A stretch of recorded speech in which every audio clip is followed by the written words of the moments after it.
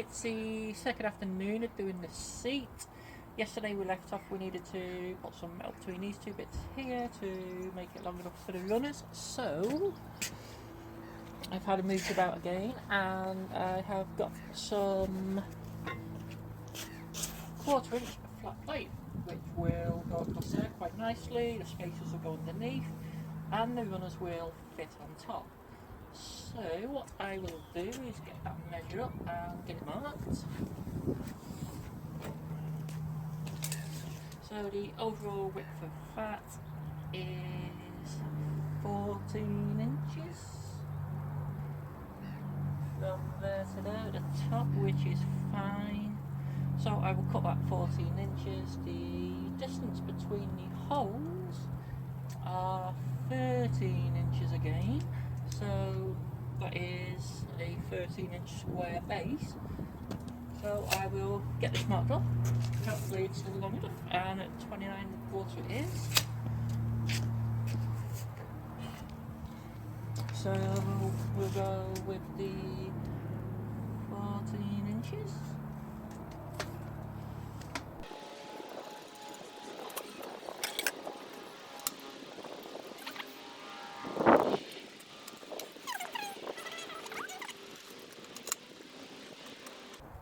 That means my holes will be in the down really, so I want to.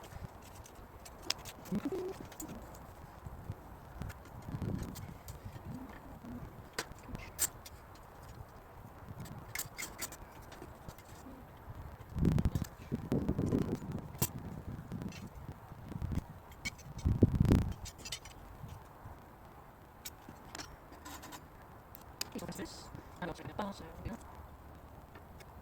Maybe take a hole more still.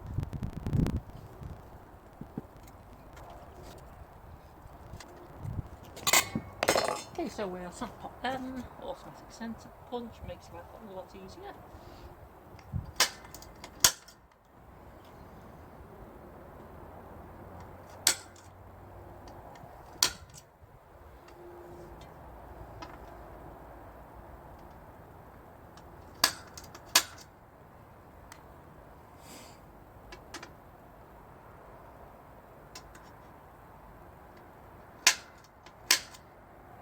I'm going to get these drills out to 8mm and get them cut.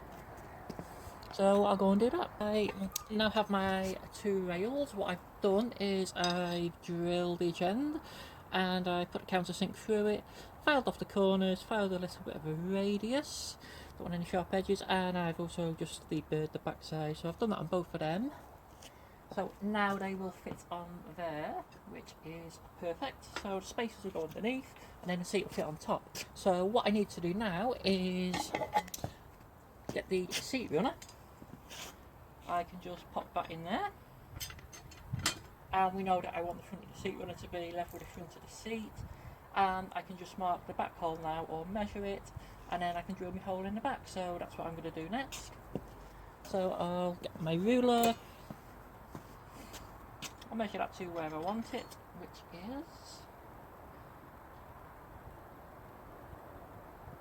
11 inches I'm going to go with, which would be perfect for what we want. So, like before, I'll mark that, I'll centre punch it, I'll drill the holes. On this one, I'm going to countersink the back side of it, which means I need to drill a 5/16 hole because I've only got 5/16 UNC countersink bolts. But it's not a problem. So I'll get on and get that done, and then we can get that bolted on with the spacers underneath, get the seat slid back onto the rails, and we can look at the underside then and see what we need for a base plate.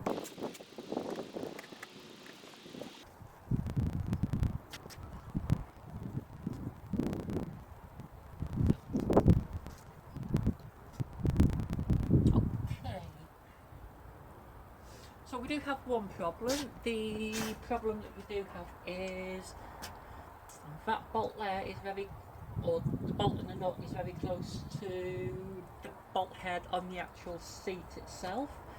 Even if I cut the thread off, the nut is still going to catch, which is not great. Now potentially there is a easy solution. I can either cut the bolt and take the washers off and just have the nut Loctited on, or if these are nut and bolted, what I can do is actually move this into that hole, which will give me enough travel forwards for potentially what I need. Now, because we are quite limited on space in the major, we don't need the seat to actually really slide backwards and forwards a great deal, if any at all. I can just sort of put it in where it's going to be, So I don't really need these, but I'm having a little feel on the front, and on the front it is a nut and bolt. So I'm going to have a quick look and I will get it now.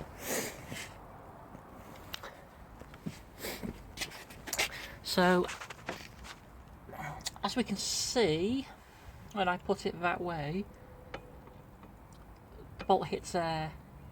The stop is forwards to here, so that'd be when it hit the forward stop, which means I would be just slightly short of it just there. So I think to save playing about, what I'm going to do is I'm going to cut the bolt down first and see how I go. See if I can just make it scrape past. If you can scrape past, it's not too bad. We can get away with it. So I'm going to take the bolt out and yeah, give it a whirl, see what happens. So I'll come back to you in a minute. So what I've done is put the countersink nut and bolt in. I have cut it so it's pretty much flush with the nuts, and it does pretty much work. I mean,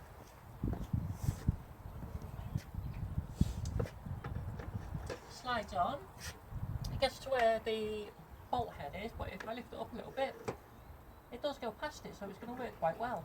And essentially, it's just a newness.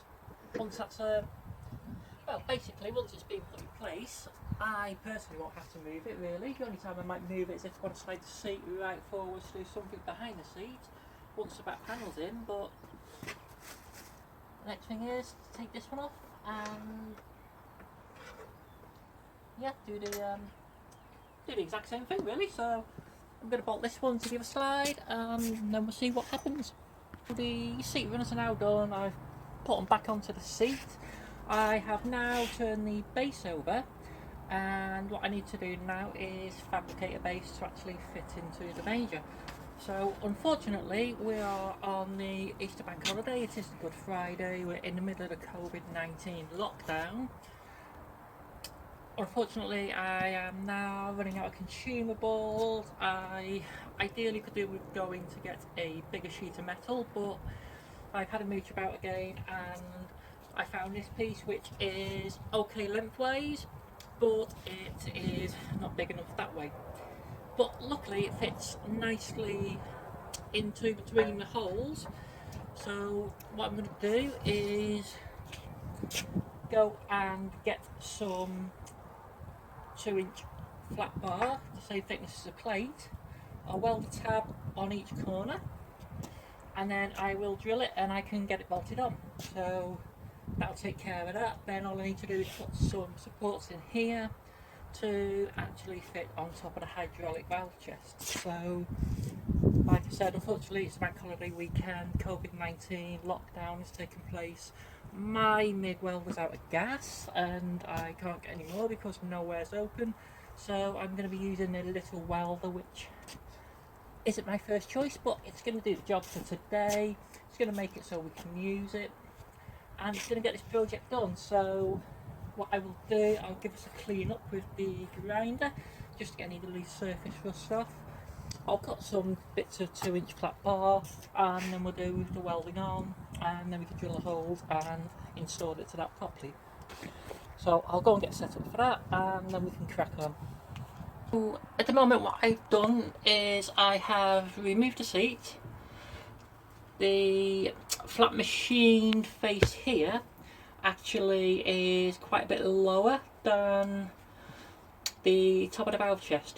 The machine face is about 5/16 of an inch lower, so about 8.5mm. So what I've done is I have got some 12mm washers because the bolts are 7/16 UNC, and I put some bits of rubber pipe in. What that would allow me to do is to put my metal plate on for the base. put the suspension unit on and drop the seat on, just have a check that everything's going to be right before I do any real welding up or anything. Then I can get it in the correct position here, and I can then find the centre line and make a reference point and drill my holes to actually bolt the base plate on for the seat suspension unit then to fit onto. So it's not worth messing around trying to put a vertical plate and then horizontal on like a bit of angle, because I still have to drill the top plate to actually get the bolt through. I have to then drill a bigger hole to get the socket in over the bolt head to actually tighten the bolt. So I'm spacing it out with washers for now, and then like before what I will do, I'll just make some little solid spacers just to go in there, which can then be welded onto the base plate and make it a more permanent fixture. So I'm just going to go and have a little bit of a trial fit, I guess. It's a bit hard to put the camera in here anyway, so what I also need to do is just take this bar off, just to make it a bit easier for me to actually lift the suspension unit in, because it's going to be coming in from the back, because that'll be easier than the front. And yeah, we can give it a go. I can't envisage any problems. I'm going to put a centre line onto the base plate first. Probably put some masking tape on here just so I've got somewhere to reference off, and yeah, see what happens. So I'll go and get that set up and then we'll do a bit more. Okay, so we have made the bracket now to put the seat frame in. So if you can see under there, we have the little bracket. So what we need to do now is mark up the holes for the casing.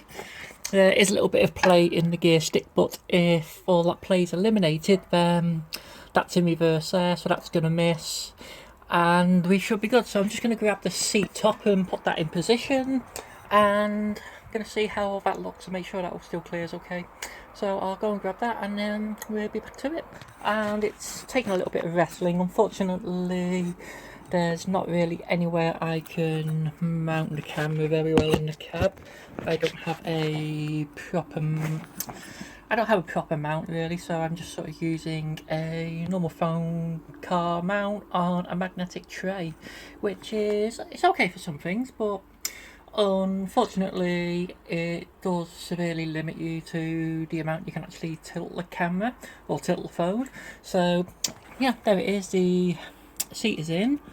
I haven't got it screwed or bolted rather to the valve chest yet, so it's pretty much as far back as it has to go in that position. And what I'm going to do now is take the seat top off, take the suspension unit and the base plate out, go and measure the distance for the bolt holes from the back of the casting, well, the front of the rocker part of the casting where it comes up and over for the cross shaft, give it 3mm clearance, and then I'm going to mark the holes up so that I can get it drilled and then get the base plate bolted in. And then once the base plate's bolted in, then I can bolt it all in properly really. Give it a try, make sure it's all going to work and not interfere with anything else, make sure everything else works fine. I put the height adjustment on this near side just because I think the lift control arm on the other side is going to be in the way for it to fully rotate properly. So just need to now get it all centralised up, get my 4 holes drilled, put the bolts in, and then get the seat base top bolted on, put my armrest on, headrest, and yeah, gonna hit the road. I've taken the seat back off, taken the suspension unit back out. I have put some masking tape on it just to make it easier to see what's happening.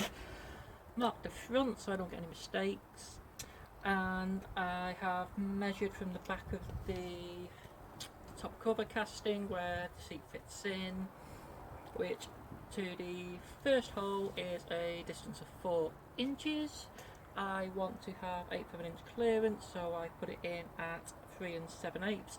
I then measured forward 3.5 inches to the next set of holes, and the width is 8, so I've put a centre line in and I've gone 4 inches each side, so they just need centre popping and then we can get drilling.